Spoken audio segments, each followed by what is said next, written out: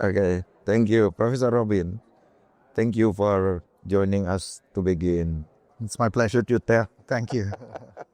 us about your work at Deakin University and your focus areas in cybersecurity? Yeah. Okay. Firstly, thank you for having me. It's great to be a part of this initiative. So at Deakin University, we do cybersecurity training. Yes. So obviously undergraduate and postgraduate programs in cybersecurity and a PhD program in cybersecurity as well. Yes. But we have a long-standing research and innovation center in cybersecurity, which is the center I have the privilege of leading.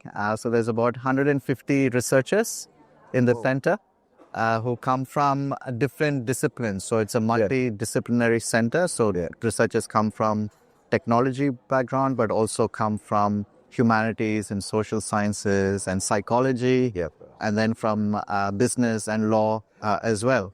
Military? Not quite, but we work a lot with defense. Yeah. Special for defense. Yes. Our focus is around 5 areas. Yeah. So the first area is advancing cybersecurity technology. So this is about creating new solutions that can be deployed from a cybersecurity perspective.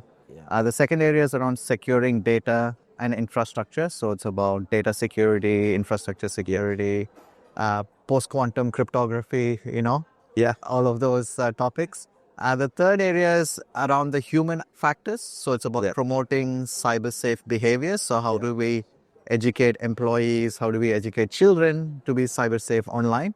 What are some effective methods, strategies, evidence-based methods that we can do? Okay, Mr. Doss. Yeah. So the first time you're starting with the ecosystem to open or discipline. Yeah. Why? Because cybersecurity is not just a technology problem. Yeah. Right? So the thing is, if you take any organization, you have systems, you have processes, but you also have people. Right? You're right. Right? So, which is why, our areas of focus include the technology. It's still important, but you cannot solve all cybersecurity problems and challenges by just addressing with technology. You also need to address the human factor. So we take a phishing attack, for instance. Yeah. You can have the best email filtering system, but still somebody clicks on the link. Click on the link, like thoughts like that. Yeah. Together. Yes. And then the interactive intrusion.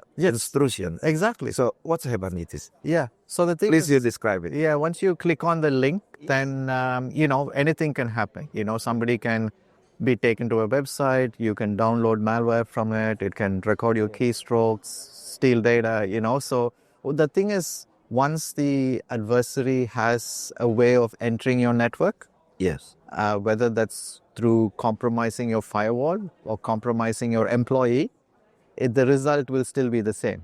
And then help desk issue. Help desk issue. Yes. How attacker try to... Yeah. So, attackers are very creative. Yeah.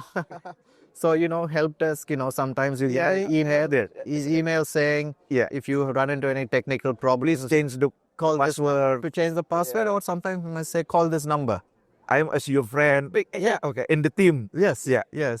So then somebody calls the number and then they ask you to change settings or give them your password. And, sometimes, people give out their banking password thinking it's the bank, So that's why our third areas of focus is around how do we educate people. The fourth area is looking at cybercrime as a business and how do we target the source, because a lot of cyber attacks are carried out by cybercrime syndicates. So it's an organized crime, just like drugs is an organized crime. Cyber also is an organized crime. So this is about understanding how they organize and how we can disrupt them. Yes. So this is almost offensive cybersecurity, but from a social context. So how can you understand their networks and do all of that? But then the fifth is the law and policing angle, which is harmonizing cyber governance. How do we have the best legal framework? It's like framework. Exactly. From the technology all the way to policing and law and regulation and compliance, Yes. So the next question, very quickly. The next question, about the landscape, about how our nation state actors on emerging technology like AI and quantum computing, reshaping global cybersecurity risk. Yeah. Please you explain quantum computing. Yeah. Yeah. So we've been talking a lot about AI, Yeah. which is almost like the current technology, current emerging technology. Everybody wants to adopt it. Yeah. Yes, we have to do it safely, responsibly. Yeah. The next big technology is quantum computing, right? Now, quantum... And then for code can break in millisecond. Exactly. Yes. So the thing is, with quantum computing, just like with AI, there's a lot of positives, right? Yeah. So we can solve problems faster, we make systems more efficient. But from a cybersecurity perspective, it is a big risk because a lot of the cybersecurity cryptographic protocols are based on mathematically hard problems that current high-performance computers even cannot break in practical time. Yeah, But quantum computers can do it in a matter of seconds. Microsecond. Exactly. Yeah, of course. Right? So the thing what's happening now is while quantum computing is being developed, we don't have a practical quantum computer yet, but it's being developed. People, nation-state actors are harvesting encrypted data and storing it. Yeah, about your opinion about the technology leading, compare with regulation. Technology is sharp. That's than right. Regulation. That's right. So now the big push is to transition our cryptographic protocols and systems to what we call as post-quantum cryptography, which is moving to crypto systems that will still be secure when quantum computers become practical. Right? And so there is guidance from national agencies like NIST in the US, for instance, which say, okay, by 2030, you should stop using RSA and move on to post-quantum. Of course. Yeah. So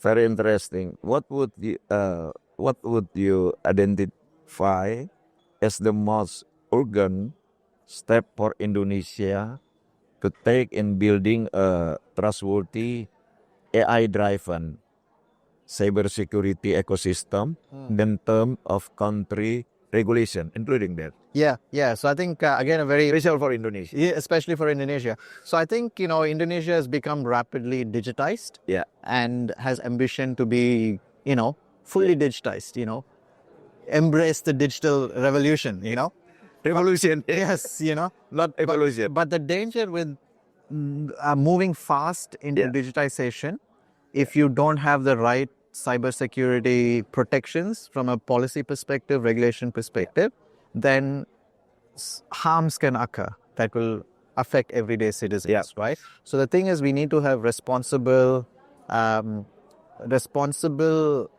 innovation and use of technology, and we need guidance from government to establish what those policy frameworks are, regulatory frameworks are. And with something like AI, it's important that we have some direction, not to stifle innovation, but to make sure it's safe and responsible. So what are some high-risk applications of AI that we should not use in Indonesia?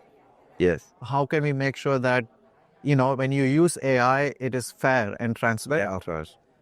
And how come when, AI-based decisions are explainable, right? So building trust in the system and embracing technology at the same time, I think is important. I think it's enough. Thank you very much. Wonderful. Thank you so much.